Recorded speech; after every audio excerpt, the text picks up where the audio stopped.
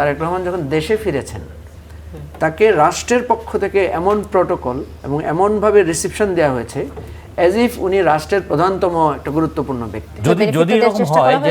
যদি এরকম হয় যে কোনো একটা বিশেষ দলকে বিশেষ প্রটোকল দেওয়ার মধ্যে দিয়ে পাবলিক পারসেপশন তৈরি হয়, তাহলে ওটার মধ্যে দিয়ে একটা পারসেপশন তৈরি হয়েছে। নেতা বদলায়, দল বদলায়, জন্ম নেয় নতুন দল, কিন্তু সাধারণ মানুষের ভাগ্য কি বদলায়? আশ্বাস আর প্রতিশ্রুতির ঘিরে আমরা খুঁজব বাস্তবতার প্রতিফলন। আমাদের কাজ প্রশ্ন করা, দেশ ও মানুষের স্বার্থে প্রশ্ন করেই যাবে। থাকবে মত এবং ভিন্ন মতের শ্রদ্ধা।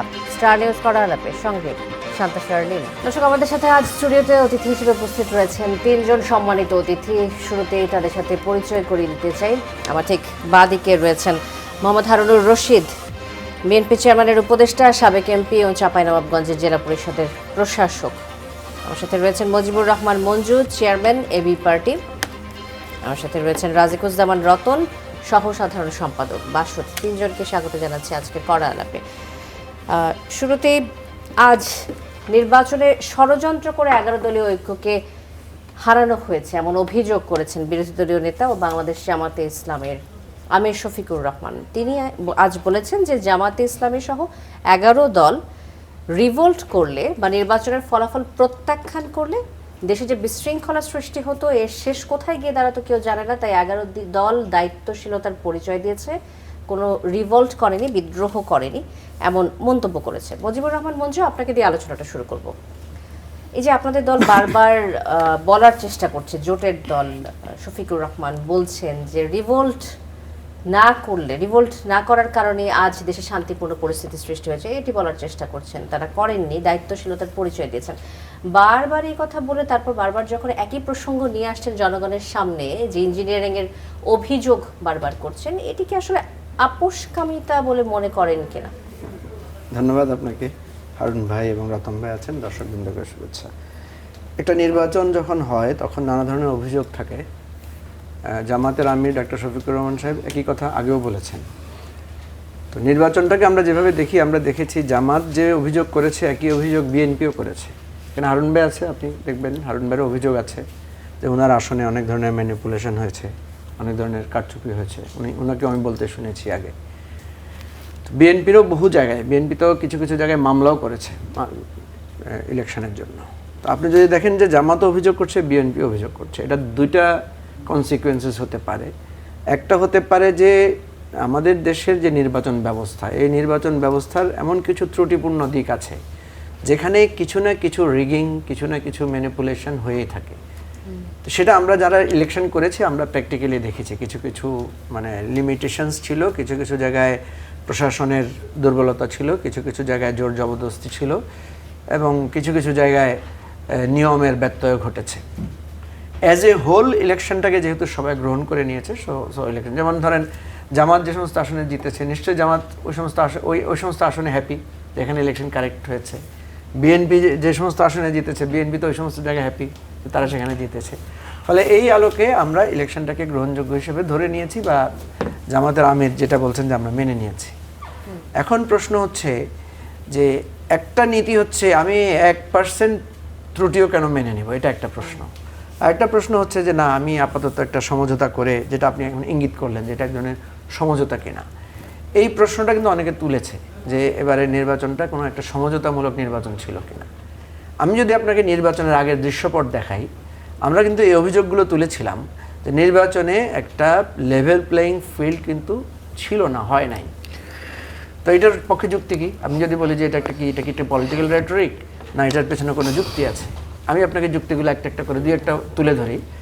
যেমন ধরেন আপনি দেখবেন বিএনপির চেয়ারম্যান বা বর্তমান প্রধানমন্ত্রী তারেক রহমান যখন দেশে ফিরেছেন, তাকে রাষ্ট্রের পক্ষ থেকে এমন প্রটোকল এবং এমনভাবে রিসিপশন দেওয়া হয়েছে অ্যাজ ইফ উনি রাষ্ট্রের প্রধানতম একটা গুরুত্বপূর্ণ ব্যক্তি।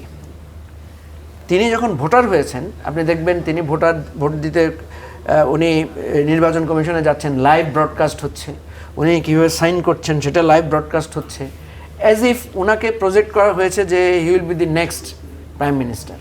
তো এই জিনিসগুলো যখন একটা প্রভাব বিস্তার করে তখন কিন্তু অটোমেটিক একটা রাজনৈতিক আবহ তৈরি হয়। তো এই জায়গায় কিছু বেনিফিট বিএনপি পেয়েছে।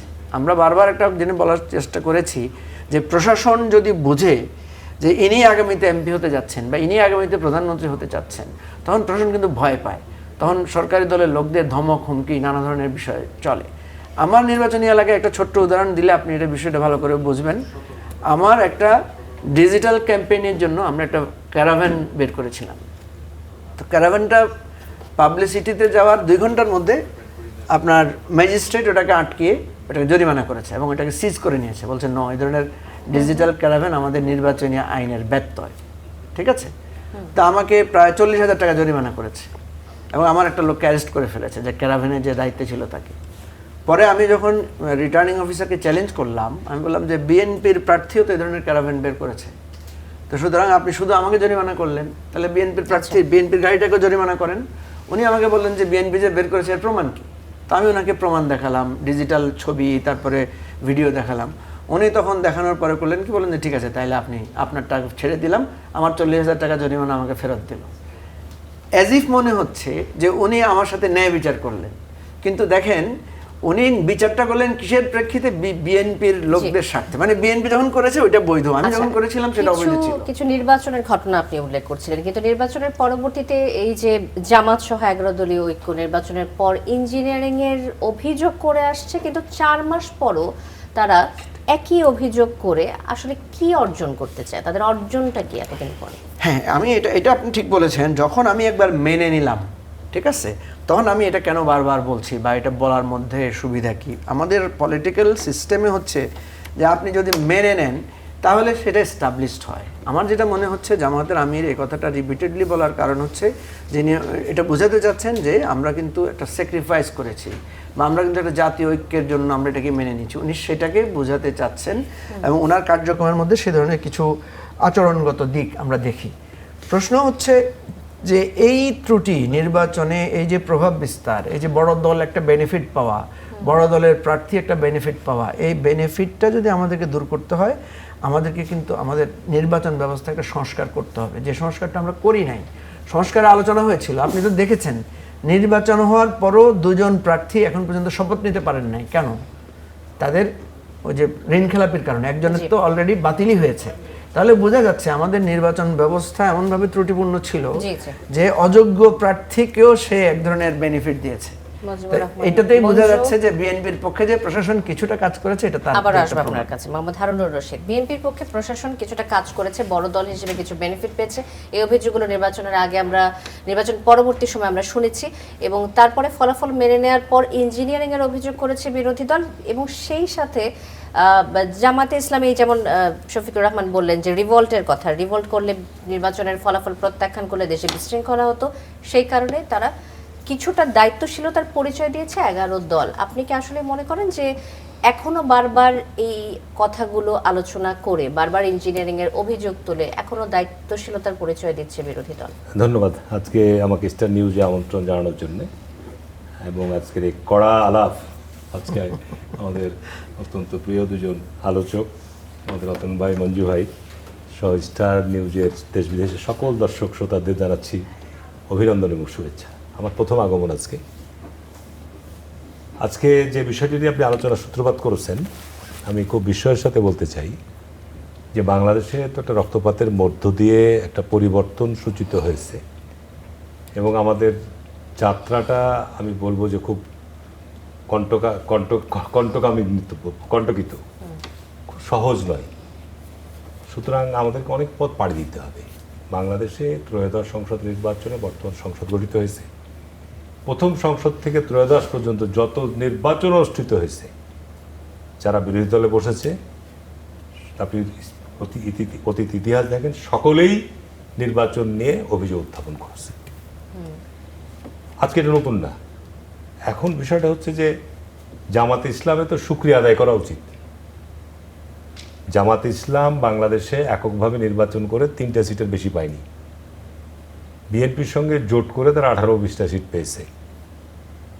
ঠিক আছে, এখন জামাতে ইসলামের মতো দল আজকে তারা তাদের যে বক্তব্য ভাষ্য যে তারা ক্ষমতায় যেত, তাদেরকে ক্ষমতায় যেতে দেওয়া হয়নি।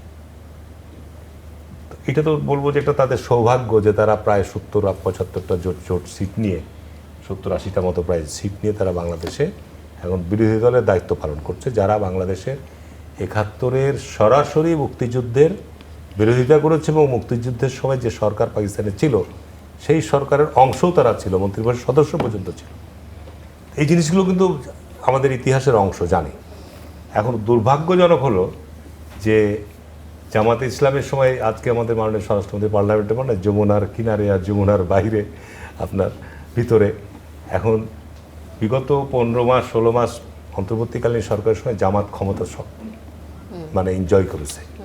বিভিন্ন গুরুত্বপূর্ণ পদ পদবিতে তাদের লোকরা সে দায়িত্ব পালন করেছে। ডিসি বলেন, ক্যাবিনেট সেক্রেটারি বলেন, সচিবালয়ের গুরুত্বপূর্ণ সেক্রেটারিয়েটের বিভিন্ন পদগুলো বলেন, তারা অবশ্য তারা অন্য তাদের কথা লোকজন বলেন। নিয়েছে। শফিকুর রহমান আজও যে কথাটা এখন বলেছেন, বিষয়টা হচ্ছে আমি যে আপনাকে তারা যেটা বলি, যেটা আমাদের সরকারের সময় আমাদের যেটা আমাকে বেনিফিট পেয়েছে মঞ্জু ভাই যেটা বলছে, ধরুন আমার ওখানে আমি জামাতের সাথে আজকে 5 টাইমস ভোট করেছি।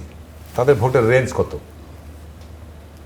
আমি 91 থেকে ভোট করে আসছি, 40,000 থেকে গত নির্বাচনে, এখন যে এমপি, গত নির্বাচনে সে ভোট পেয়েছে 60,000, 59 পয়েন্ট সামথিং। এই নির্বাচনে সে 1,60,000।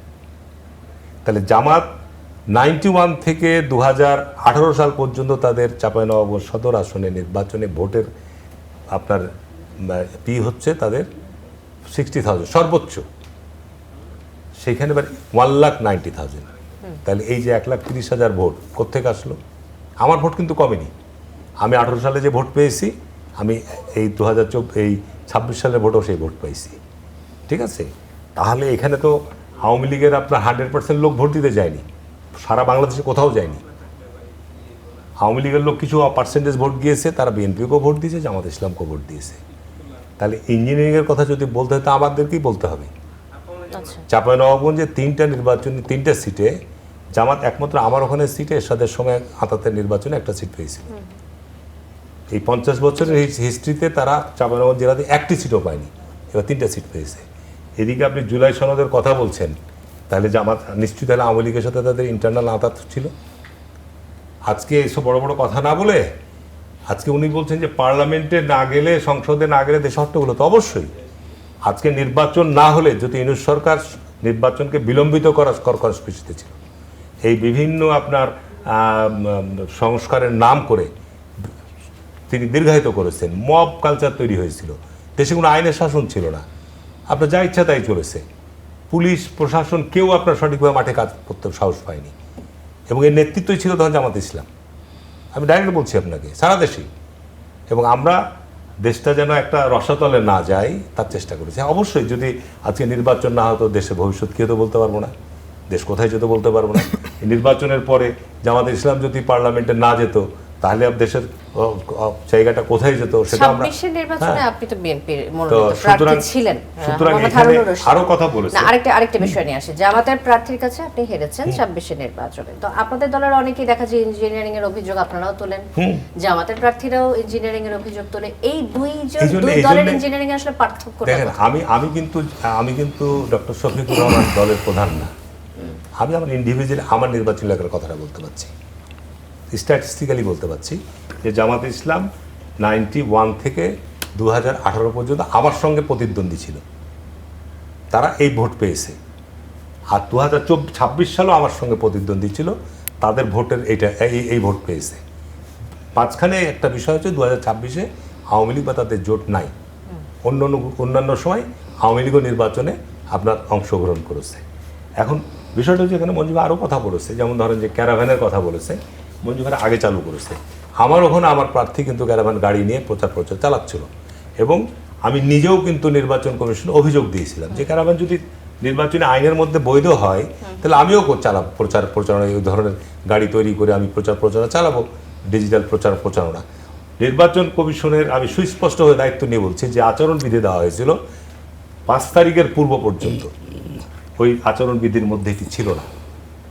5 তারিখের পর পরিপত্র জারি করে নির্বাচন কমিশন সেটাকে বৈধতা দিয়েছে যে ডিজিটাল প্রচার পরিচালনা করানো যাবে। তখন আমি আমার ওখানে অভিযোগ দাখিল করার পরে যখন দেখলাম যে 5 তারিখে নির্বাচন কমিশন থেকে রিটার্নিং অফিসারের কাছে কাগজ আমার কাছে পাঠালো, আমি অভিযোগ করেছি 3 তারিখে, উনি অপেক্ষা করছেন। এর মধ্যে দেখলাম যে নির্বাচন কমিশন থেকে আপনার পরিপত্র জারি হলো নতুন করে, যে ক্যারাভ্যান দিয়ে আপনার প্রচার, তখন তার আইন যখন করে তখন তার আপনি নির্বাচন কমিশনের বিধায় কিছু বলার থাকে না। তো এই ধরনের কিছু বিষয় আছে যেগুলো নিয়ে মঞ্জু ভাই যেটা বলেছে যে আমাদের দেশে গণতান্ত্রিক চর্চাটা এখনো একেবারেই বলবো শিশু পর্যায়ে আছে, আপনি ধৈর্য ধরতে হবে। গণতান্ত্রিক চর্চার জায়গা যদি আমি বিরোধী দল সমালোচনা করবেই, সরকারি দল আপনার যারা আছে দায়িত্বে তারা সমালোচনা জবাব দিবে, ধৈর্য ধারণ করতে হবে। জি, এটা আমাদের দেশে এই যদি কালচারটা আমরা তৈরি করতে পারি, আমরা যদি এগিয়ে যেতে পারি। এখন আমরা বিরোধী দলে আছি 220টা সিট নিয়ে, আগামী দিনে 250টা হতে পারে। জামাতে ইসলাম এখন 80টা সিট নিয়েছে, তারাও বাড়তে পারে। আসবো আপনার কাছে মোহাম্মদ হারুনুর রশিদ, রাজিকুজ্জামান রতন, আপনার কাছে আসতে চাই। যে দুজনের কথা শুনছিলাম আমরা, পাল্টাপাল্টি অভিযোগ আমরা দেখি একদল আরেক দলের প্রতি। জামাত ইসলাম যে অভিযোগগুলো বারবার করে আসছে এবং সেই সাথে বিএনপিরও ইঞ্জিনিয়ারিং এর অভিযোগ রয়েছে। আবার জামাতের পক্ষ থেকে বলা হচ্ছে, শফিকুর রহমান বলছেন যে অন্তর্বর্তীকালীন সরকার তারাও আসলে বিএনপিকে ক্ষমতায় বসানোর জন্য নিরপেক্ষ ছিল না, দল নিরপেক্ষ থাকতে পারেনি, তারা সুবিধা দিয়েছে একটি দলকে। সবকিছু মিলিয়ে যে পাল্টাপাল্টি অভিযোগ, এ বিষয়ে আপনার মন্তব্য জানতে চাই। এক অদ্ভুত সমস্যার মধ্যে পড়ে গেলাম যে খেলোয়াড় দুই পক্ষই বলছে যে খেলাটা ঠিক হয় নাই, তারপরেও বলছে খেলাটা চলবেই না। তো এক পক্ষের না হয় অভিযোগ থাকতে পারে, দুই পক্ষই অভিযোগ করছে পরস্পরের বিরুদ্ধে। তা এখন আম্পায়ারের উচিত কী ছিল? নির্বাচন কমিশনের উচিত এখন দুইজনের কথা যদি ঠিক হয়, মানে যদি খারাপ ভাষায় বলি, দুইজনই যদি বলে তুমি খারাপ, ও বলছে তুমিও খারাপ, তার মানে দর্শক বুঝবে যে দুইজনই খারাপ। তো এই জায়গায় কেন রাজনীতিটাকে ঠেলে দিলেন? এক। দুই নম্বর, রিভোল্ট করার কথা ছিল, রিভোল্ট করিনি। তো রিভোল্টের বিপরীতটা কি?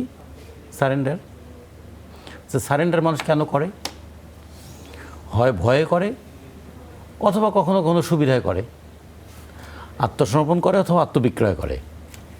তাহলে রিভোল্ট না করে তাহলে তারা কি করেছেন? সারেন্ডার করেছেন, সাবমিট করেছেন, নাকি সেলফ ডিসেপশন করেছেন? এই প্রশ্নগুলো যদি আসে, এখন এই কথাগুলো বলার মধ্য দিয়ে আসলে একটা পলিটিক্যাল রেটরিক, একটা উত্তেজনা জিয়ে রাখা এই অর্থে যে যদি মানুষ মানে বিরোধী দল বেশি চাপাচাপি করে সরকারি দল বিরোধী দলের উপরে, বিরোধী দল বলবে আমরা কিন্তু তাহলে মাঠ গরম করব, আমরা রাস্তায় নামবো, তাহলে রাস্তায় নেমো না। এই যে রাজনীতির উপরের স্তরে বিতর্ক, নিচের স্তরে নেগোসিয়েশন, এইটা কিন্তু রাজনীতির আসলে মূল ভিত্তিটাকে নষ্ট করে দেয়। আমরা না এরকম শুনেছি যে জান যাবে কিন্তু নীতি বিসর্জন দেওয়া যাবে না। এখন কি তাহলে পার্লামেন্টারি মেম্বারের জন্য নীতি বিসর্জন দেওয়া যায়? এই প্রশ্নগুলো কি আসবে না তাহলে? তাহলে এই ধরনের কথাগুলো কিন্তু অনেক ধরনের নতুন কথার জন্ম দেবে। আমরা আবার আরেকটা কথা বলছি যে গণতন্ত্র শিশু পর্যায়ে আছে। আসলে তাহলে তো সঠিক শিক্ষাটা শিশু বয়সেই শেখা উচিত। শিশু বয়সে যদি ঠিক শিক্ষাটা না শিখি তাহলে তো বড় হলে আর শেখানো যাবে না। তাহলে এটাও একটু দেখা দরকার। যে কথাটা খুব গুরুত্বপূর্ণ, যেটা মঞ্জু ভাই বলেছেন, মঞ্জু ভাই, যে বেনিফিটটা কারা বেশি পেয়েছে অন্তর্বর্তীকালীন সরকারের সময়। আচ্ছা, খেয়াল করে দেখুন তো, অন্তর্বর্তীকালীন সরকার আজকের দিনে গঠিত হয়েছিল 8ই জুলাই, সরি 8ই আগস্ট, এক মাস পরে। তাহলে জুলাই মাসে একটা উত্তাল সময়। এই উত্তাল সময়ে সবাই নাম দিয়েছিল কি বৈষম্য বিরোধী ছাত্র আন্দোলন, এবং শ্রমিকরাও তখন রাস্তায় নামছে বৈষম্য বিরোধী আন্দোলন। সবাই রাস্তায় নামছে বৈষম্য বিরোধী আন্দোলন। তো কথাটা ছিল বৈষম্যের বিরুদ্ধে লড়াই। সেই সময় কি কোনো নির্দিষ্ট দলের নাম সামনে ছিল না, কিন্তু নির্দিষ্ট একটা দল প্রতিপক্ষ হিসেবে ছিল। মানে যারা রাষ্ট্র ক্ষমতায় ছিলেন তারা প্রতিপক্ষ হিসেবে ছিলেন, আর বাকিরা 15 বছর ধরে রাজনৈতিক দলগুলো মাঠে আন্দোলন করে করে একটা পরিস্থিতি তৈরি করেছেন। 2014 সালের নির্বাচন, 2018 সালের নির্বাচন এবং 2024 সালের নির্বাচন, এটা সবার কাছে এটা প্রমাণ করে দিয়েছিল যে নির্বাচন আর সুষ্ঠু হবে না, নির্বাচনের মধ্য দিয়ে এই সরকার ক্ষমতা থেকে যাবে না, অভ্যুত্থান ইজ এ মাস্ট। তাহলে এই অভ্যুত্থানটা কবে হবে সেটা নিয়ে সময়ের হয়তো দিনক্ষণ গণনার বিষয় ছিল, কিন্তু অভ্যুত্থান ছাড়া ওই সরকারকে ক্ষমতা থেকে সরানো যাবে না। কিন্তু অভ্যুত্থানের পরে আমরা দেখলাম যে সেনাবাহিনী প্রধান যখন ডাকলেন তখন প্রথম কোন দলের নাম বলেছিলেন? এখন যদি বলে তাহলে এটা একটা মেন্টাল মেকআপ তৈরি করার চেষ্টা ছিল, যেমন একটা দলের নাম বলো যাতে পাবলিক পারসেপশন তৈরি হয় এরাই হচ্ছে মূল। আচ্ছা, তাহলে যদি এরকম হয়, জনসাধারণকে ওদিকে ধাবিত করার জন্য বা তাদের হতে পারে এরকম মনে হচ্ছে আপনার না, যদি এরকম চেষ্টা হয় করা যে হয়েছে? যদি এরকম হয় যে কোনো একটা বিশেষ দলকে বিশেষ প্রোটোকল দেওয়ার মধ্যে দিয়ে পাবলিক পারসেপশন তৈরি হয়, তাহলে ওটার মধ্যে দিয়ে একটা পারসেপশন তৈরি হয়েছে। মানে আলটিমেটলি পারসেপশনটা তৈরি হলো কি, যে ভাগাভাগি হবে এই দুই দলের মধ্যে। আচ্ছা, মানুষকে ভাগ করে দাও, নীতির পক্ষে নয়, দলের পক্ষে ভাগ করে দাও। এবং যে কারণে নির্বাচন যখন হলো, কেউই আর কোনো নীতি মানতে চাইলেন না। এবং সবচেয়ে বড় কথা, হলফনামায় যে কথাগুলো হলফ করে বললেন, সেগুলো যদি যাচাই করে দেখবেন যে কত মিথ্যা সেখানে উল্লেখ করা হয়েছে। কই, সেগুলো নিয়ে তো কোনো কথা হচ্ছে না। আমরা একটা নীতি প্রতিষ্ঠা করতে চাই। আচ্ছা, পার্লামেন্টে গত পারফরমেন্সটা আমরা কি দেখলাম? বাজেট অধিবেশনের সময় বাজেটের বিষয় নিয়ে ডিবেট হওয়ার কথা ছিল, সেখানে বাজেট ছাড়া বাকি সব বিষয়ে তো আলোচনা হয়েছে, কিন্তু বাজেটটাই আলোচনা হয়নি। এবং আমাদের ইতিহাসে এই প্রথম বিরোধী দল সরকারি দল একমত হয়ে গেছেন, এখন আবার রিভোল্টের কথা বলছেন। তাহলে এগুলো মানুষের কাছে কি মেসেজ দেয়? তার মানে কি রাজনীতি মানে এইরকম যে আমি এখানে একরকম কথা বলে গিয়ে আর এক জায়গায় আর একরকম কথা বলতে পারবো? তাহলে যখন যেমন তখন তেমন বলার রাজনীতি যদি তৈরি হয়, মানুষের মধ্যে ডেমোক্রেটিক মূল্যবোধটা তৈরি হবে বলেন? ফলে আমরা এই জন্য বলছি আমরা খুব বিপদে আছি, কারণ আমাদের তো সংসদে আসন নাই, আমাদের রাস্তায় কথা বলতে হয়। এবং দুদিন পর তারা বলবে আপনাদের কয়টা সিট আছে যে আপনারা এরকম কথা বলেন? ফলে আমাদের জন্য আরও বিপজ্জনক হয়েছে, যাদের আসন আছে তাদের বক্তব্য, আর যারা রাস্তায় আছে তাদের দাবিটাকে উপেক্ষা করার জন্য যে কোনো মুহূর্তে তাচ্ছিল্য করার একটা সুবিধা তৈরি হয়ে যায়। এবং কর্মীদেরও মনন জগৎটা এরকম তৈরি হয়ে যায়, যখন যেটা করা দরকার তখন সেটাই করে ফেলো।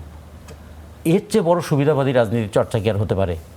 ধন্যবাদ রাজিকুজ্জামান রতন। মুজিবুর রহমান মঞ্জু, আমি রাজিকুজ্জামান রতনের কথা থেকে যেটি পেলাম, যে একটি ফ্যাসিস্ট দল নেমে যাওয়ার পরে আসলে বাকি দুই দলই কিছুটা সুবিধা ভোগী হয়ে উঠেছিল কিনা, যে ভাগাভাগির একটা রাজনীতি আমরা দেখলাম, যে ঠিক আছে মিলেমিশে দেশটাকে এগিয়ে নিয়ে যাব। আপনাদের অনেক ধরনের অভিযোগ বিরোধী দলের থাকা সত্ত্বেও দেখি যে আসলে আসল যে অভিযোগগুলো সেটা অনেক সময় সংসদে প্রস্তাব করা হয় না, বা যেগুলো নিয়ে কথা বলার কথা সেটা বলা হয় না। এটি কেন?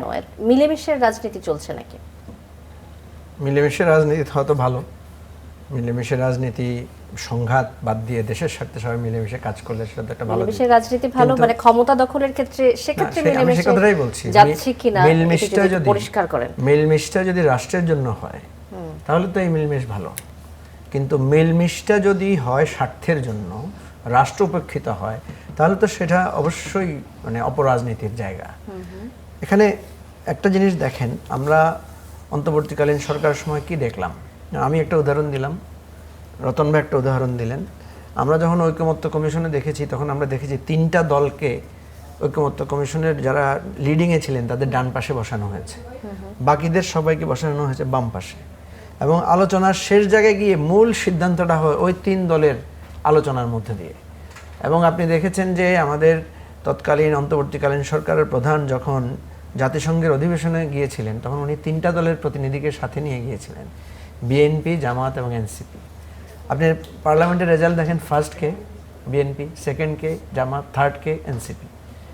তাহলে এই যে আপনি যদি মিলান এখন, যে ওনারা যে ধরনের একটা প্রজেকশন দিয়েছেন বা স্পেকুলেট করেছেন যে এই 3টা দলই প্রধান, এবং এরপরে যখন ইলেকশনের রেজাল্ট বের হয় 3টা দলই ফার্স্ট, সেকেন্ড, থার্ড, তখন তো যে কেউ এটাকে একটা মিলাবে যে এটার একটা স্বাভাবিক গতি প্রকৃতিটা এরকম ছিল কিনা। তো এখানে একটা বিষয় আমি আপনাকে বলি, যেহেতু বিএনপি, জামাত, এনসিপি বা বিরোধী দলে আরও অন্যান্য দল মিলে যারা আছেন, ওনারা সবাই কিন্তু এই 15 বছর বা গত জুলাই অভ্যুত্থানে সবাই একসাথে ছিলেন, একসাথে আন্দোলন করেছেন। এবং এই আন্দোলনের সময় তাদের মধ্যে কিন্তু কোনো বিভেদ ছিল না। এবং সে আন্দোলনের মূল লক্ষ্যটা ছিল রাষ্ট্র সংস্কার, সে আন্দোলনের মূল লক্ষ্য ছিল ফ্যাসিবাদের পতন, সে আন্দোলনের মূল লক্ষ্য ছিল যে একটা নির্বাচন। আচ্ছা, ঠিক আছে। এখন তাদের মধ্যে যে বিরোধ হচ্ছে, যেমন আমাদের মধ্যে এই ঐক্যটার প্রথম ফাটল ধরেছে কোথায়? আপনি যেটা পার্লামেন্টকে মিন করেছেন, পার্লামেন্টে প্রথম ফাটল ধরেছে জুলাই অভ্যুত্থানের জুলাই সনদ নিয়ে এবং গণভোটের রায় বাস্তবায়ন নিয়ে। তো গণভোটের রায় বাস্তবায়ন নিয়ে যখন বিএনপি একটা ভিন্ন পথ ধরলো, ভিন্ন মত ধরলো, তারা যখন বলল যে জুলাই সনদ বাস্তবায়ন আমরা আমাদের মতো করে করব, আমরা যেটা স্বাক্ষর করেছি। আর জামাত বা বিরোধী দল মিলে সবাই যখন বললো, 11 দল মিলে আমরা যেটা বললাম যে জনগণ যেটাতে রায় দিয়েছে, জনগণ যেটাতে গণভোট দিয়ে যেই মানে চূড়ান্ত দিক নির্দেশনাটাকে গ্রহণ করেছে সেটা বাস্তবায়ন করতে হবে। এখানেই জাতীয় স্বার্থটা উপেক্ষিত হয়েছে।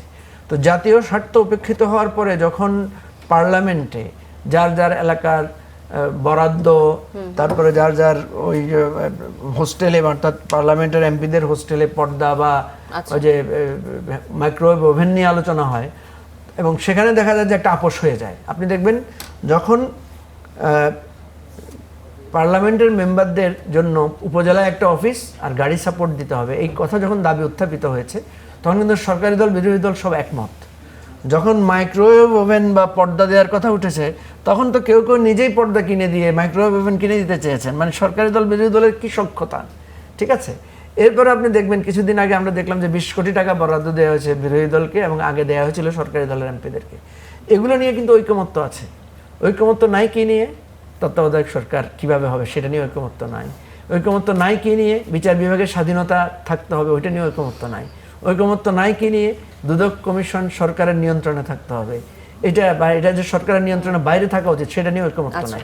ফলে কোনো না কোনো সময় যদি মানুষ বোঝে যে এই পার্লামেন্ট অ্যাকচুয়ালি আমার কি নিয়ে আলোচনা হচ্ছে না, এই পার্লামেন্টে আলোচনা হচ্ছে কোন এমপি কত বরাদ্দ পাবেন, কার মসজিদে কার রাস্তায় কি কতটুকু করবেন, এটাকে যদি হাইলাইটেড হয় তাহলে কিন্তু মানুষ এক ধরনের ওই যে বিরাজনীতিকরণের যে জায়গাটা বা পার্লামেন্টের প্রতি তাদের যে আগ্রহ সেটা কিন্তু মানুষ ধন্যবাদ মুজিবুর রহমান মঞ্জু। মোহাম্মদ হারুনুর রশিদ, এই পার্লামেন্ট নিয়ে বাংলাদেশের মানুষের আগ্রহের অনেক আগ্রহ ছিল, অনেক আগ্রহ নিয়ে তারা পার্লামেন্টের এবারের সংসদ অধিবেশনগুলো দেখেছে এবং বেশ অবজার্ভ করেছে।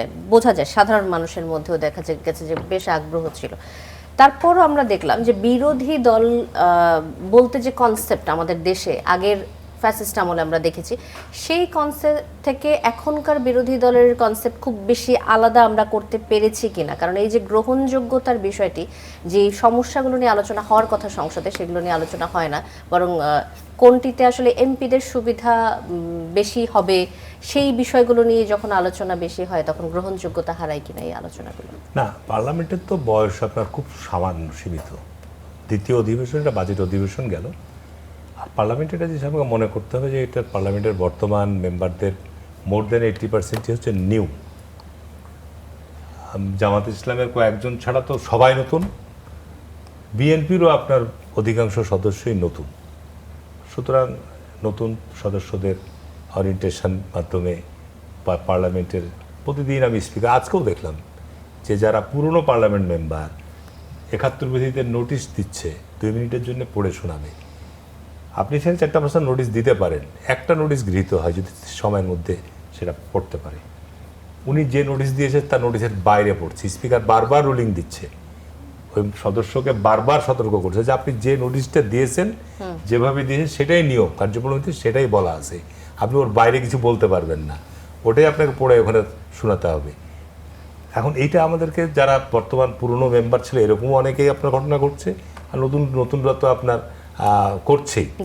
তো সুতরাং পার্লামেন্টের প্রতি মানুষের যে আস্থা বা বিশ্বাস এটা এখনো হয়নি। তার কারণ আমাদের মাননীয় প্রধানমন্ত্রী আপনি লক্ষ্য করছেন নিরলস পরিশ্রম করছে এবং নির্বাচনী যে প্রতিশ্রুতি বা এজেন্ডা উনি সেগুলো বাস্তবায়নের জন্য রাত দিন কাজ করার চেষ্টা করছে এবং সেগুলোর জন্যে ওনার যে প্ল্যান বা পরিকল্পনা সে অনুযায়ী আগানোর চেষ্টা করছে।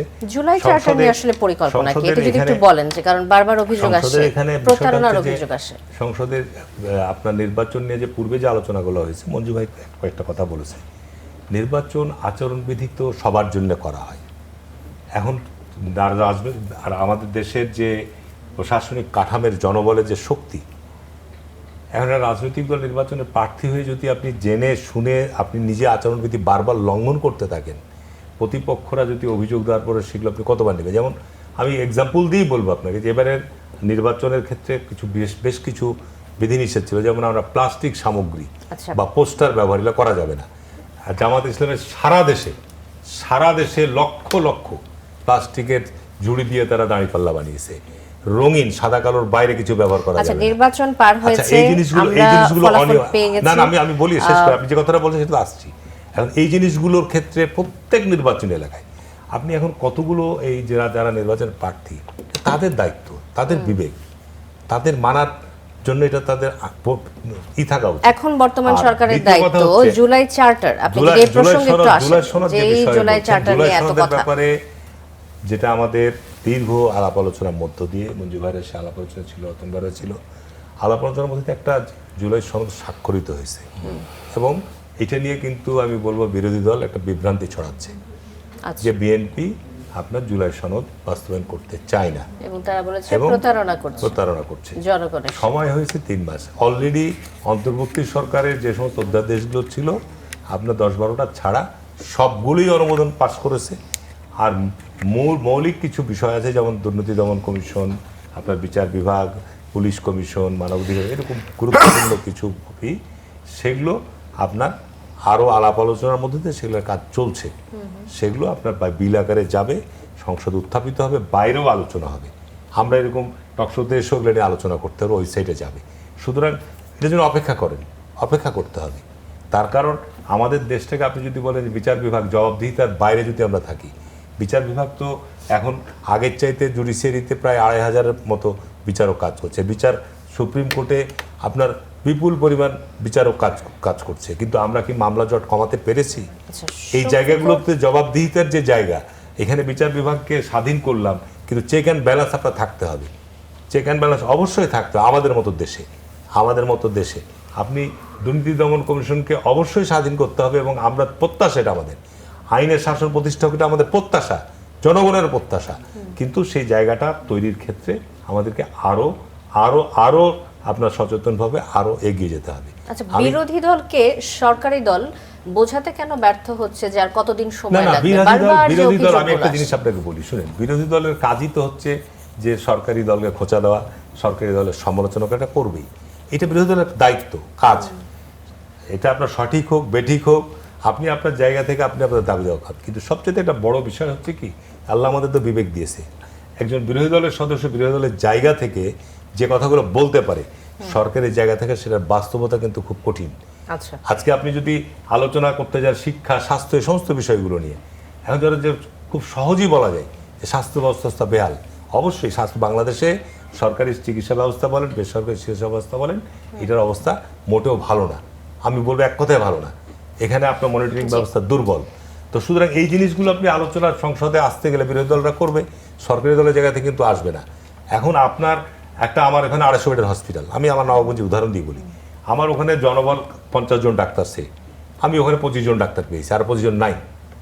আমার ওখানে অন্যান্য জনবলেরও ঘাটতি আছে, কিন্তু এভরিডে আউটডোরে 1500-এর বেশি অধিক এই জনবল দ্বারা আমাকে রোগী দেখতে হচ্ছে। আমাকে 250 বেডের হসপিটালের জায়গায় আমার বর্তমানে মেঝেতে শুয়ে থাকা অবস্থায় 700-800 রোগী এভরিডে আপনি ওখানে থাকছে। তো এইটা সারা বাংলাদেশের কিন্তু সরকারি হসপিটালের চিত্র। আমাদের যে জনবল কাঠামো হাসপাতালগুলো দেওয়া হয়েছে আর যে পরিমাণ রোগী ওখানে চিকিৎসা নেওয়ার কথা, তার চেয়ে বহু গুণ আপনার রোগী সেখানে চিকিৎসা নিচ্ছে। পাশাপাশি সরকারি চিকিৎসকরাও তাদের কর্মস্থলে উপস্থিতির ক্ষেত্রে একটা বিরাট চ্যালেঞ্জ, এটা আমি বলবো, যে তারা সরকারি চিকিৎসক আপনার বেসরকারি প্র্যাকটিসের সাথে জড়িত আছে, সরকারি সময়েও দেখা যাচ্ছে তারা সরকারি হসপিটালগুলোতে উপস্থিত থাকছে না। এই সমস্ত অনেক সমস্যা আমাদের আছে। আমি মনে করি যে এখন সরকারি দল আর বিরোধী দল এখন যদি আপনার একসাথে কাজ করে এবং এই সংকটগুলো চিহ্নিত করে যদি ঐক্যবদ্ধভাবে, এটা জনগণের প্রত্যাশা। আপনি এই সমস্ত আলোচনা বাদ দিয়ে দেশকে সামনের দিকে এগিয়ে গেলে সংকট, কিন্তু এগুলো সরকারি দলকে আপনি যদি একা দায়ী করেন, 3 মাস হয়েছে, সরকারি দলকে রাতারাতি 3 বছর কি 5 বছর পারবেন আপনার। আমি দায়িত্ব নিয়ে বলছি, আপনি শিক্ষা ব্যবস্থার ক্ষেত্রে গত 10 বছরে যে ভয়ানক বিপর্যয় হয়েছে, যে ভয়ানক ক্ষতি হয়েছে, তা আমি তো বলবো সরকার 3 মাসের মধ্যে অন্তত পক্ষে এডুকেশন সেক্টর একটা ডিসিপ্লিন নিয়ে এসছে। আপনার এসএসসি এবং এইচএসসিতে কোনো নকল নাই, কোনো বিশৃঙ্খলা নাই, সুষ্ঠু শান্তিপূর্ণভাবে আপনার পরীক্ষা অনুষ্ঠিত হয়েছে। তো আজকে শিক্ষা মন্ত্রণালয় চেষ্টা করছে আপনার শিক্ষার্থীদেরকে ক্লাসে নিয়ে যাওয়া। আপনার কাছে মুজিবুর রহমান মঞ্জু, গত কয়েক বছরের যে শিক্ষা ব্যবস্থা, যেহেতু প্রসঙ্গটা আসলো, আপনি গত কয়েক বছরের শিক্ষা ব্যবস্থায় কি নকল আপনার চোখে পড়েছে কিনা আপনি যদি একটু বলেন। না, হারুন ভাই যেটা বলেছেন যে নকল, তো এখনকার যেই সৃজনশীল পদ্ধতি করাটাই হয়েছে এই জন্য যাতে নকলের প্রাদুর্ভাবটা না থাকে। দ্বিতীয় হচ্ছে, এর আগেও তো আপনার অন্তর্বর্তীকালীন সরকার সমস্ত পরীক্ষা হয়েছে, তাই না? এবং তারও আগে আমি যদি বেশ কয়েক বছর আগের কথাই বলি, যে যেভাবে পরীক্ষা ব্যবস্থা নকল চলে গেছে, নকল নাই, যার কারণে শিক্ষামন্ত্রী যখন এই কথাটা বলেছেন তখন কিন্তু এটা নিয়ে ট্রল হয়েছে। নকল নাই, কিন্তু যেটা হয়েছে প্রশ্নপত্র ফাঁসের একটা সমস্যা ছিল গত সরকারের আমলে, এবং আপনি তো জানেন যে বহু লোককে ধরাও হয়েছে যারা খুব শিক্ষা বোর্ডের সাথে কাজ করেন। ইভেন পিএসসির মধ্যেও পিএসসির একজন দারোয়ান বা পিয়ন টাইপের লোককে ধরা হয়েছে যে এই পুরো কার্যসিদ্ধির সাথে জড়িত, এবং উপরস্থ লোকেরা এগুলোর সাথে জড়িত ছিল। একটা জিনিস হচ্ছে মেডিকেলে ভর্তি, আমরা মেডিকেল ডাক্তার এই যে আপনি দেখেন যে হারুন ভাইয়ের একটা কথার মধ্যে দুইটা কিন্তু একটু বেমিল আছে। উনি যে ক্রেডিটটার কথা বলছেন যে শিক্ষা পরীক্ষা এটা হয়েছে, তাহলে 3 মাসের মধ্যে তো আপনি এটা করতে পেরেছেন, যদি আপনি ধরে নিন যে আপনি সফল। কিন্তু আপনি বলছেন যে সরকারের বয়স কম, জুলাই সনদ নিয়ে সময় দিতে হবে। আমি আপনাকে শুধু একটা উদাহরণ, আপনি ভালো একটা প্রশ্ন করেছেন যে সরকারি দল কেন বিরোধী দলকে বোঝাতে পারছে না যে আমরা তো জুলাই বাস্তবায়ন করব। কেন পারছে না? দেখেন সরকারি দল কি কথা বলেছে জুলাই সনদ নিয়ে। একবার বলছে আমরা অক্ষরে অক্ষরে পালন করব, দ্যাটস ইট, খুবই ভালো কথা। কিন্তু আবার বলছে কি গণভোট নিয়ে তারা বলছে এটা অবৈধ, এটা সংবিধানে নাই। গণভোট নিয়ে তারা কেউ বলছে হ্যাঁ ভোট দিতে, কেউ বলছে না ভোট দিতে। তারা বলছে গণভোট সংবিধানে নাই, ঠিক আছে। তারা বলছে নির্বাচন পিছিয়ে যেতে পারে, এই আশঙ্কায় আমরা সনদে স্বাক্ষর করেছি। এই যে নানা ধরনের কথা বলছেন আপনি নিজেই কিন্তু এই কনফিউশনটা তৈরি করছেন। আপনাকে যে বিশ্বাস করবে মানুষ, কারণ দেখেন আপনি এই 4 মাসে 31 দফায় কি লেখা ছিল ভালো করে পড়লে আপনি দেখবেন যে 31 দফার বাস্তবায়ন কিন্তু শুধু ওই যে কিছু কৃষক কার্ড এর জায়গাটা থেকে আপনি 31 দফার একটা মানে বাস্তবায়ন দেখতে পাবেন।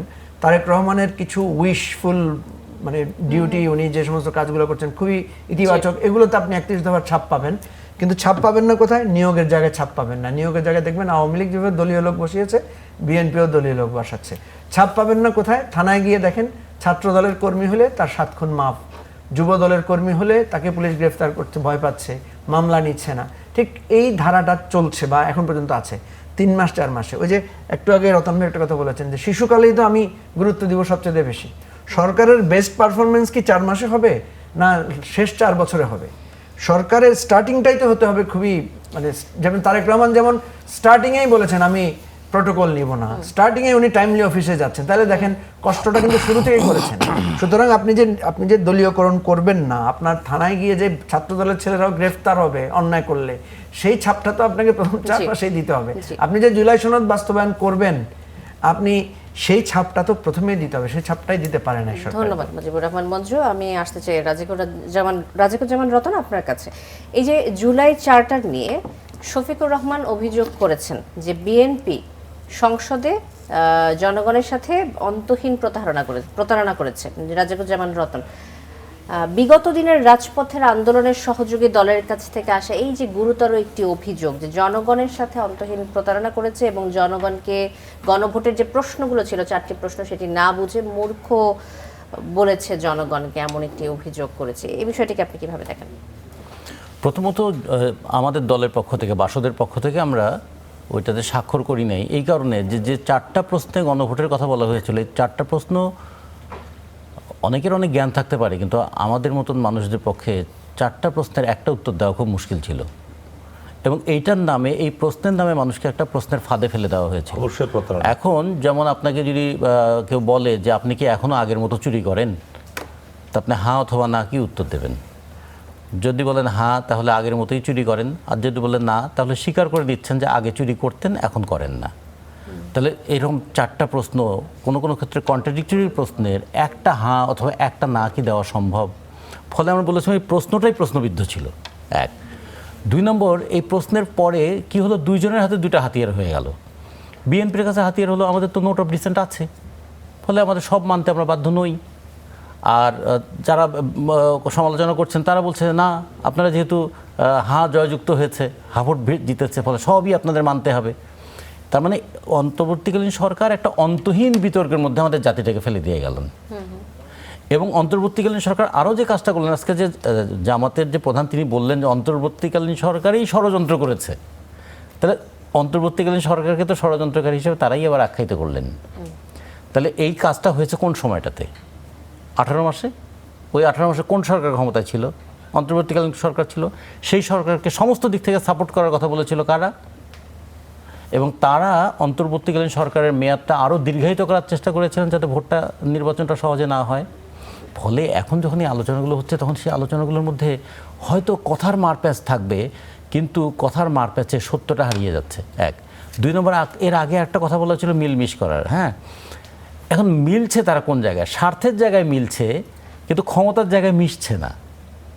ফলে মিলমিশের মধ্যে মিলটা আছে কিন্তু মিশতে পারছে না পরস্পর, কারণ গদি তো একটা, গদিতে একজন থাকলে তার আরেকজন থাকতে পারছে না। এই ক্ষেত্রে যে বিরোধগুলো হচ্ছে, দুটো জিনিস খেয়াল করে দেখুন। বলা হলো যে পার্লামেন্ট সদস্যরা গাড়ি বাড়ি প্লট ফ্ল্যাট নেবেন না। তারপরে একজন আমাদের জুনিয়র পার্লামেন্ট মেম্বার তিনি বললেন যে গাড়ি ছাড়া বাইরে বেরোতে লজ্জা লাগে। তখন আরেকজন সিনিয়র তাকে বললেন জুনিয়র যখন চেয়েছে তো তার দিকে একটু দেখা দরকার। তাহলে আগের ঘোষণা এবং পরের পার্লামেন্টে বক্তব্য এগুলো কী দাঁড়ালো? কিংবা যেটা মঞ্জু ভাই বললেন, এমনকি মাইক্রো ওভেন জানালার পর্দা পর্যন্ত সেই সমস্ত জায়গায় কি দারুণ মিল হয়ে যাচ্ছে না? তো ফলে এই মিলটা মানে জনগণের ট্যাক্সের পয়সায় যা কিছু পাওয়া সম্ভব সব কিছুতে মিল আছে।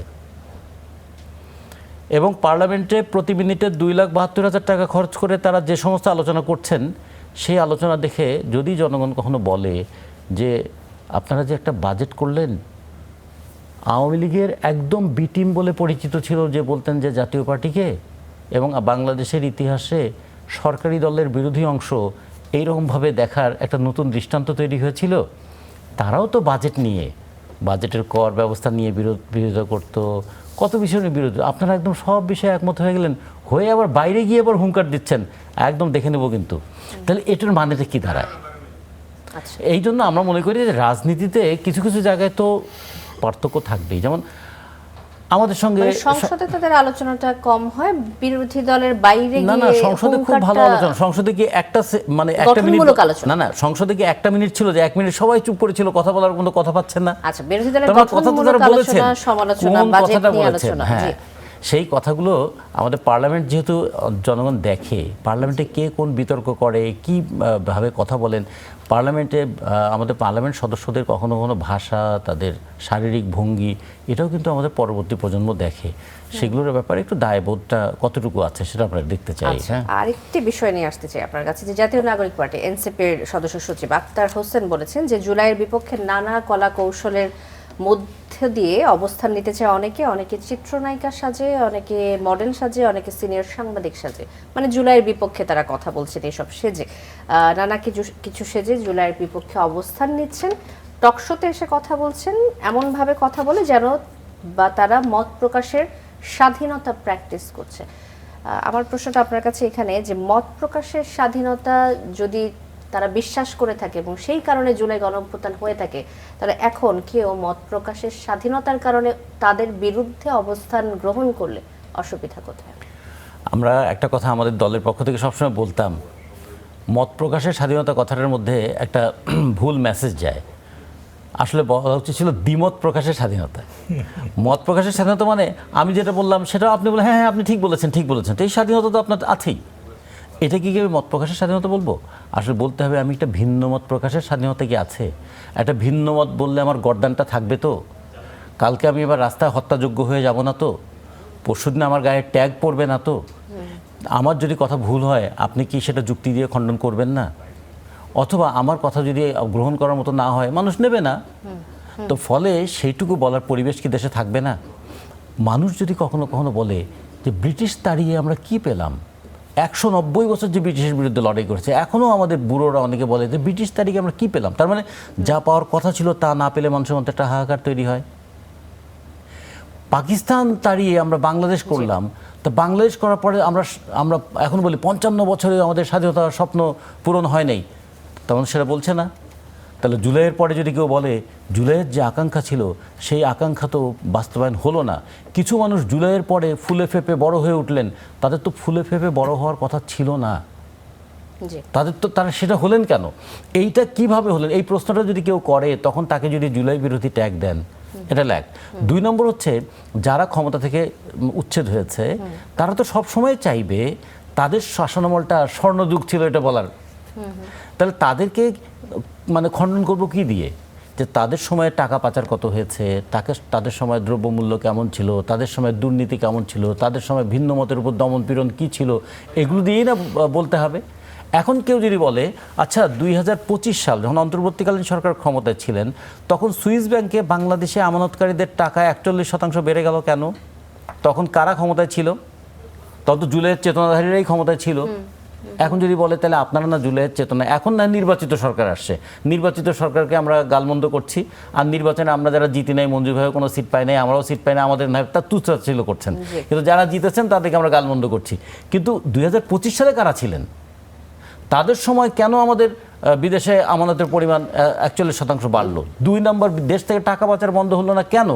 কেন মূল্যস্ফীতি নিয়ন্ত্রণ করা সম্ভব হলো না? কেন সিন্ডিকেট দমন করা গেল না? কেন কিছু মানুষের অস্বাভাবিক সম্পদ বৃদ্ধি হলো, যেটা চোখে মানে কোনোভাবেই আর আড়াল করা যাচ্ছে না? তো সেগুলো নিয়ে কি প্রশ্ন করা যাবে না? ধন্যবাদ রাজিকুজ্জামান রতন। মুজিবুর রহমান মঞ্জু, অনেকগুলো প্রশ্ন আমরা পেয়ে গেছি এর মধ্যে, আসলে সেই সাথে একটু যোগ করব যে এই যে জুলাইয়ের বিপক্ষে কেউ দ্বিমত পোষণ করলে গর্দান থাকবে কিনা, সেই কথাটি কিন্তু চলে আসছে এখন। আক্তার হোসেন যে কথাটি বলেছেন যে জুলাইয়ের বিপক্ষে চাইলে কি কেউ বাংলাদেশের বিষয়ে তুলতে পারবে, নাকি জুলাইয়ের পক্ষের শক্তিগুলোই আসলে তাদের মানুষকে বিষিয়ে তুলছে, তাদের মতামতকে আর ভিন্ন দিকে প্রবাহিত করছে? কি মনে হচ্ছে? আচ্ছা, জুলাই সম্পর্কে মতামতেরকে আমি দুই ভাগে ভাগ করতে পারি। একটা হচ্ছে যে জুলাই নিয়ে আত্মপর্যালোচনা, আত্মসমালোচনা, এটা আমরা যারা জুলাইয়ের পক্ষে ছিলাম, জুলাইয়ের সাথে কাজ করেছি, আমরা সবাই অহরহ করছি। জুলাইতে আমাদের প্রাপ্তি কি ছিল, কেন পাই নাই, একে অপরকে আমরা দোষ দিচ্ছি, যেমন বিএনপিকে দোষ দিচ্ছি, বিএনপি আমাদেরকে দোষ দিচ্ছে, এই ধরনের মানে এগুলো চলছে। এটা একটা জিনিস। আরেকটা হচ্ছে জুলাইকে ঘৃণা করা, মানে জুলাইকে অস্বীকার করা। ধরেন জুলাইতে তো দুইটা পক্ষ হয়ে গেছে, একটা পক্ষ ক্ষতিগ্রস্ত হয়েছে, আর একটা পক্ষ আমরা সবাই মিলে লাভবান হয়েছি। লাভবানটা আমি লাভ ক্ষতির হিসাবে না বলে আমি এভাবে বোঝাতে চাচ্ছি, অর্থাৎ আমাদের যাদের পলিটিক্যাল স্পেস ছিল না, আমরা যারা পার্লামেন্ট ইলেকশনে অংশগ্রহণ করতে পারছিলাম, আমরা কোনো রাজনীতি করতে পারছিলাম না, আমাদের যাদের বাড়ি ঘর থাকাই অনিরাপদ ছিল, আমরা সবাই আমাদের সে অধিকারটা ফিরে পেয়েছি। ফলে আমরা এই জুলাই নিয়ে আবার আমাদের মধ্যে আত্মপর্যালোচনা থাকবে, সমালোচনা থাকবে, সেটা এক ধরনের। কিন্তু যারা জুলাইয়ের পক্ষে ছিল না, তারা জুলাইকে নিয়ে ঘৃণা ছড়ানো, হেট্রেট করতে পারবে কিনা? মত প্রকাশের স্বাধীনতার জায়গা থেকে আমি মনে করি সে পারবে। ঠিক আছে। দ্বিতীয় হচ্ছে, আমি কিছুটা রতন ভাইয়ের সাথে একমত পোষণ করি যে আমি এই যে সে পারবে, আমি তাকে চিহ্নিত করব। কারণ জুলাইকে যে ঘৃণা করে সে তো জুলাইকে ঘৃণা প্রকাশ করবেই, যে জুলাইতে পরাজিত হয়েছে তার তো আক্ষেপ থাকবেই। আমি সেটাকে আমি কি বলবো, মোকাবেলা করবো আমার যুক্তি দিয়ে। আমি তো যারা বলছে যে জুলাই একটা ভুল ছিল, যারা বলছে যে জুলাইকে খুব নোংরা ভাষায় কথা বলছে, আমি বলছি ঠিক আছে, তোমার সাথে আসো, আমার আর্গুমেন্টে আসি। জুলাই কেন, যারা বলছে যে জুলাই একটা পরিকল্পিত বিষয় ছিল, তাদের সাথে আমরা ডিবেট করতে চাই, কোনো অসুবিধা নেই। আচ্ছা, এই যে যারা বিপক্ষে কথা বলছে, তারা কি জুলাইকে বিষিয়ে তুলছে, নাকি এই মত প্রকাশের স্বাধীনতা বা দ্বিমত প্রকাশের স্বাধীনতা না দিয়ে জুলাইকে বিষিয়ে তোলা? না, ধরেন জুলাইকে যারা বলছে যে এটা একটা ওই যে কি প্ল্যান বললাম, ডক্টর ইউনূস বলেছিল মেটিকুলাস ডিজাইন, ঠিক আছে। প্রফেসর ইউনূস বলেছে একটা ভুল কথা, বা ভুলভাবে উনি ব্রিফড হয়ে বলেছেন, আর এখন এটাকে আওয়ামী লীগের লোকেরা তারা এটাকে মানে মার্কেটিং করছে। আমি চ্যালেঞ্জ করতে চাই, জুলাই ছিল একটা স্পন্টেনিয়াস মাস মুভমেন্ট, যেখানে সর্বস্তরের মানুষ একসাথে অংশগ্রহণ করে নাই। আস্তে আস্তে আস্তে আস্তে আস্তে এটা ব্যাপক জনসম্পৃক্ততা ছড়িয়েছে। এটা আপনাদের টেলিভিশনের নিউজগুলো, সোশ্যাল মিডিয়ার যে প্রবাহ, তথ্য প্রবাহ, সেটা দেখলে আপনারা বুঝতে পারবেন। এখন কথা হচ্ছে, যারা জুলাইকে ঘৃণা করছে তাদের এই অধিকারটার প্রসঙ্গ আসছে। তো দেখেন, অধিকারের প্রসঙ্গটা হয় কি, আপনি এখনই আমাকে ছুরি মেরে, হ্যাঁ ধরেন আমি অধিকারের কথা বলছি, আপনি আমাকে এখন ছুরি মারলেন, ছুরি মেরে এসে বললেন আপনি আমার অধিকার রক্ষা করেন, ঠিক আছে। এই অধিকার রক্ষা করাটা মানে তাৎক্ষণিকভাবে একটু কঠিন হয়ে যায়, যেটা আমাদেরকে অনেক কষ্ট করতে হচ্ছে। আর দ্বিতীয় হচ্ছে, আপনি যখন দেখবেন যে আপনার ওই যে একটা চোরের মার বড় গলায় একটা কথা বলা আছে না, চুরি করার পরে যখন যে বড় গলায় কথা বলে, তখন স্বাভাবিকভাবে মানুষ মনে করে যে তার এই বড় গলায় কথা বলার এখন অধিকার নাই। কিন্তু আলটিমেটলি আমি মনে করি আমাদেরকে এমন একটা জায়গায় যেতে হবে যে আমার মত প্রকাশ, যদিও উনি মতকে দ্বিমতে ভাগ করেছেন, কিন্তু দ্বিমত কিন্তু মতের মধ্যেই থাকে। ঠিক আছে, আমি আমার মত বলতে আমি দ্বিমত করতে পারি, আমি আপনার পক্ষেও বলতে পারি, আপনার বিপক্ষেও বলতে পারি, এটা হচ্ছে আমার মত। জি, ধন্যবাদ মুজিবুর রহমান মঞ্জু। মোহাম্মদ হারুনুর রশিদ, একেবারে শেষ পর্যায়ে রয়েছে, কিছু যোগ করুন। জি, গণভোট এবং নিয়োগ এ সমস্ত বিষয়টা মঞ্জু ভাই বা আমাদের রতন ভাই যেটা বলেছে, দেখেন গণভোট নিয়ে আমিও কিন্তু একটা বিভ্রান্তিতে ছিলাম, কারণ 4টা পয়েন্ট, এবং আমি বলবো যেটা ইউনূস সরকার গোটা জাতিকে একটা সংকটের মধ্যে ফেলে গিয়েছে। উনি গণভোটের আগে, এই চার্টারটা তৈরি করার আগে অবশ্যই যাদের সাথে নিয়ে উনি সংলাপ করেছেন তাদেরকে নিয়ে আলোচনা করা উচিত ছিল। আমি বাংলাদেশে অতীতেও গণভোট হয়েছে, এবং অতীতে এই ধরনের আপনার হানা 1, 2, 3, 4, আমি 4টার মধ্যে যেটা বললো যে আমি কোনোটাতে হ্যাঁ হতে পারি, কোনোটাতে না হতে পারি, কিন্তু কোনো অপশান নেই। এবং এটা নিয়ে বাইতুল মোকাররমের আমাদের ইমাম যিনি খতিব, উনি কিন্তু এটা নিয়ে খুব চমৎকার ব্যাখ্যা দিয়েছেন। দ্বিতীয়ত হচ্ছে নিয়োগ নিয়ে যে কথাটা মঞ্জু ভাই বললো, দেখেন নিয়োগ অন্তর্বর্তীকালীন সরকারের সময় নিয়োগ নিয়ে প্রশ্ন আছে, যেমন ওই সময় সমস্ত বিশ্ববিদ্যালয়ের ভাইস চ্যান্সেলররা জামাতপন্থী ছিল। এই সরকার আসার পর নিশ্চিত যে সারা পৃথিবীতে আপনি গণতান্ত্রিক বিশ্বে, আপনি ইউরোপে বলেন, আমেরিকায় বলেন, যখন একটা সরকার পরিবর্তন হয় তখন তার পলিসি, তার নীতি, তার কর্মকাণ্ড বাস্তবায়নের স্বাভাবিক কারণে তার লোক খুঁজে। বাংলাদেশে নিরপেক্ষ বলে কোনো লোক নাই, কাউকে পাবেন না। আমাদের উচিত এখন হবে যে আমাদের ইনস্টিটিউশনগুলোকে শক্তিশালী করা। আমাদের বিচার বিভাগ বলেন, পুলিশ প্রশাসন বলেন, এই সবগুলো প্রতিষ্ঠানগুলোকে, দুদক বলেন, এই প্রতিষ্ঠানগুলোকে আমাদেরকেই শক্তিশালী করতে হবে। এখানে আপনি দলবাজি করে আজকে জামাত ইসলাম ক্ষমতা আসলে আপনি জামাত ইসলামের ভাইস চ্যান্সেলর ছাড়া বিএনপির ভাইস চ্যান্সেলর ওখানে নিয়োগ দিত? ইম্পসিবল, কোনোদিন দিত না। সুতরাং এখানে চিন্তা করতে হবে যে এগুলো নিয়ে আপনার আজকে নিয়োগ নিয়ে যেটা আপনি অনিয়ম দুর্নীতির কথা, আমি বলবো যে এই সরকারের আমলে এই 3-4 মাসের মধ্যে যে নিয়োগ হয়েছে, এখনো পর্যন্ত আমার জানা মতে নিয়োগ নিয়ে কোনো অভিযোগ, পুলিশে নিয়োগ হয়েছে, বিভিন্ন অফিস আদালতে নিয়োগ হয়েছে এবং অত্যন্ত স্বচ্ছতার সাথে, প্রশ্নপত্র ফাঁস হওয়া বা টাকা পয়সা লেনদেন করা এরকম কোনো অভিযোগ নাই। তা আমরা আশা করব যে সরকার যাত্রা শুরু করেছে, সরকার অন্ততপক্ষে এসব বিষয়গুলোর ব্যাপারে সতর্ক থাকবে এবং জনগণের কাছে সরকারের যে ওয়াদা প্রতিশ্রুতি আছে, আমাদের মাননীয় প্রধানমন্ত্রীর ব্যাপারে অত্যন্ত সজাগ এবং উনি বিরোধী দলকে যে স্পেস দিয়ে একত্রিতভাবে কাজ করার যে মনোমানসিকতা পোষণ করছে, আমি মনে করি এতে দেশ আমাদের এগিয়ে যাবে এবং আমরা অনেক সমালোচনা সহ্য করব, আবার সমালোচনার উত্তর আমরা দেব। ধন্যবাদ মোহাম্মদ হারুনুর রশিদ, ধন্যবাদ মুজিবুর রহমান মঞ্জু এবং রাজিকুজ্জামান রতন, আপনাদের তিনজনকে কড়া আলাপে আসার জন্য। শেষ করছি কড়া আলাপ। অনেক ধন্যবাদ এতক্ষণ সাথে থাকার জন্য।